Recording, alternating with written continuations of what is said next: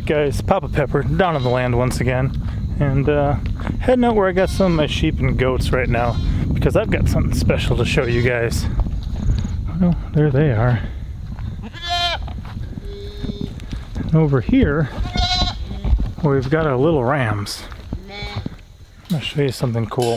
As we kind of go through and transition this property from just raw land and forest into something that's going to work as a functioning homestead for us. There's a lot of things we keep our eye out for, and we try to incorporate what we already have into the property, you know, into our plan as we move forward. Hey guys, how you doing? So here's Rico, Dave Ramsey. Hey Dave, this was the first little ram born on our homestead. Isn't that right, Dave?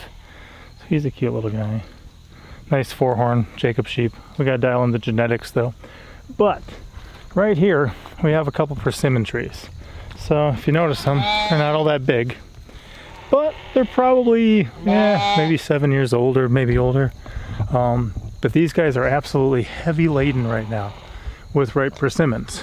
With persimmons, the Diosporos Virginia, you're going to have male and females with the American persimmons, and the females are going to be the ones that fruit. Man, some of these are really big. If I look around up in there, there's quite a few. You probably can't see them all, but they're up there. So just because I knew it was a persimmon tree, we said, you know what, let's leave this. Let's see what happens. You know, if it's a male, we've probably got enough males around, but if it's a female that produces some fruit, that's going to be good for a couple of reasons. Number one is we can eat the fruit. Number two is our animals may eat the fruit. I know that the deer and the wild hogs and a lot of other things around here really do like the persimmons, and with these guys, unlike the Asian varieties, these guys are smaller, these guys are seeded, and these guys are also astringent. So the best way to actually make sure they're absolutely ripe, I let them hit the dirt first. If you pick one up off the ground beneath a tree, the chances of it being astringent, unless it was knocked down by the wind, are very slim.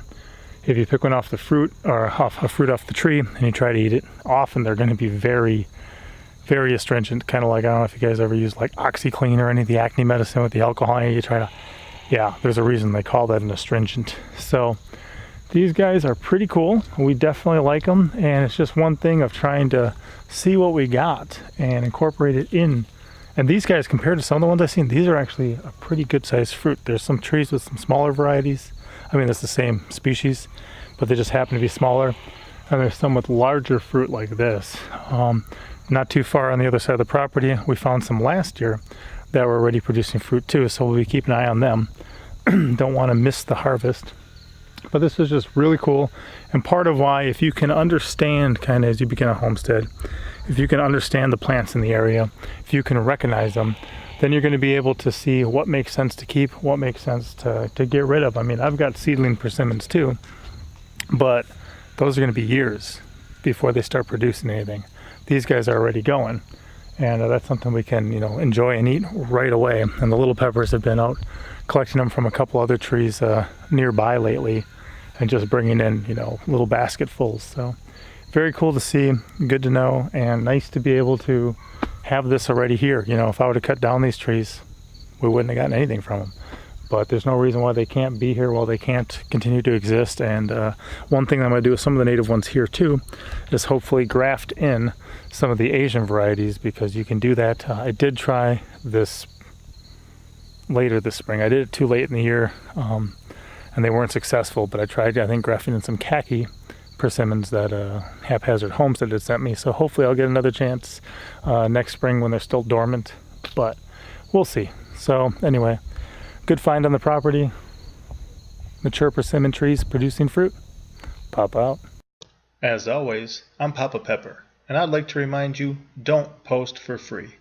If you'd like to be part of a revolution in social media, an economic power to the people where users can actually blog for cryptocurrency, then I'd recommend that you check out steemit.com and join the revolution.